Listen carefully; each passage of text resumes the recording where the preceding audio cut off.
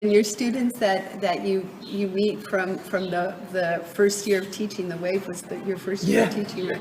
When do they confide in you how this changed their lives? Oh yeah, lesson plan, the documentary, that they explore that. So you'll see many of the students today as adults.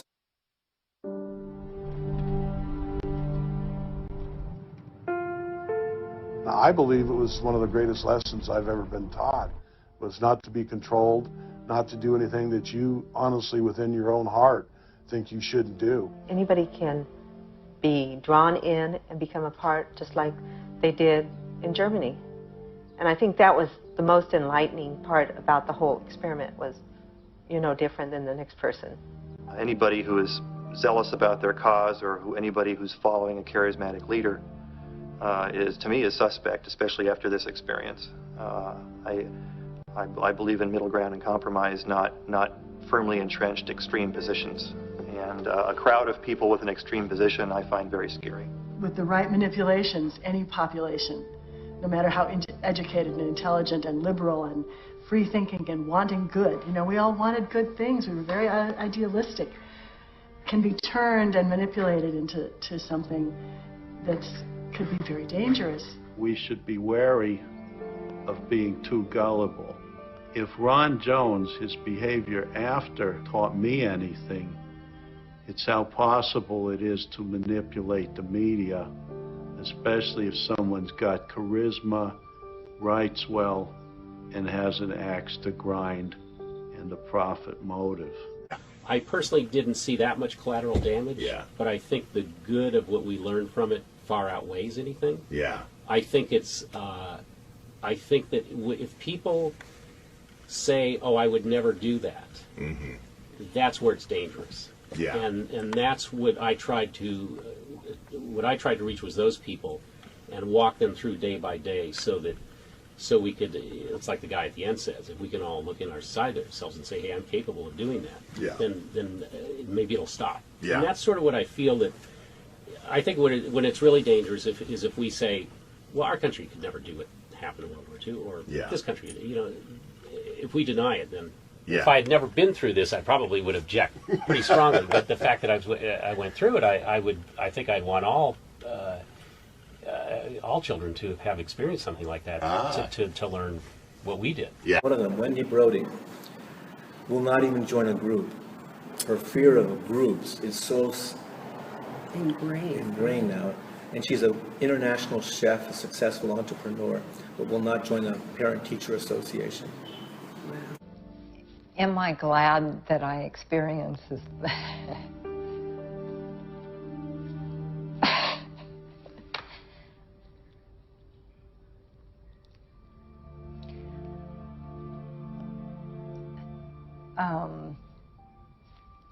I don't know where the wave of emotion comes from, apropos word, but yes, I'm so incredibly grateful for the experience, and it was so important in my life and continues to be. It's my belief that it's in all of us. If you are strong enough to realize it's in you also, when you say, oh, you poor fool, it could only happen to you.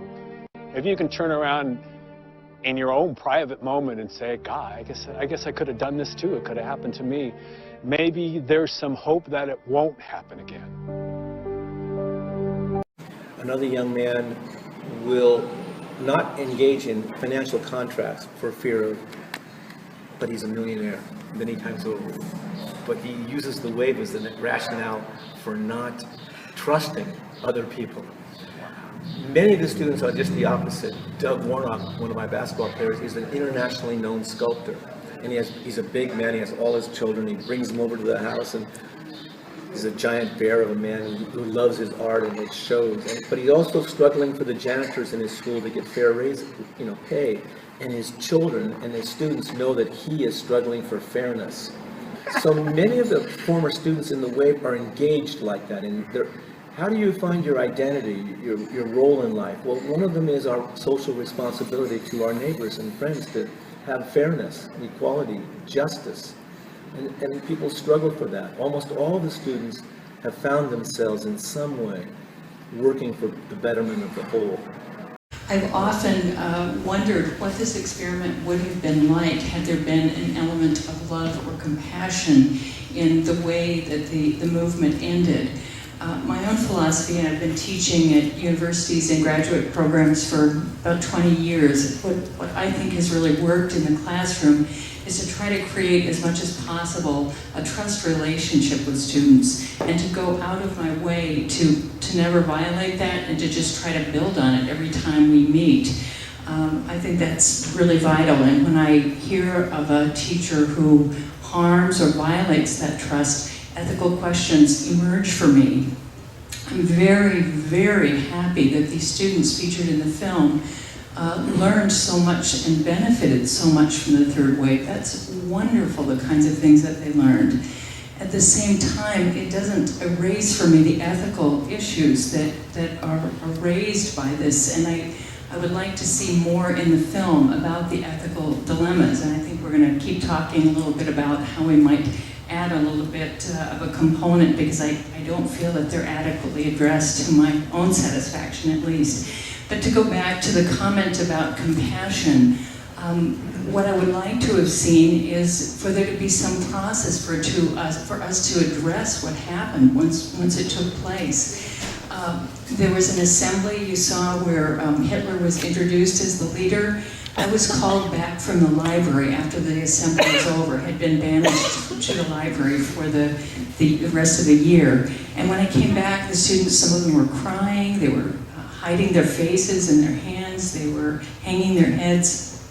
And what struck me so much was the climate in the room was exceedingly cold. My personal memory, and maybe somebody remembers it differently, but my memory is that some of the students were told that they were really fools. I remember many harsh comments in trying to share with Ron the scope of what I had done to resist. His response was to look at me very coldly and just walk away. He never acknowledged it. I think a profound learning experience was lost. I think a transformative moment was lost in that the situation was not handled in a loving or compassionate way.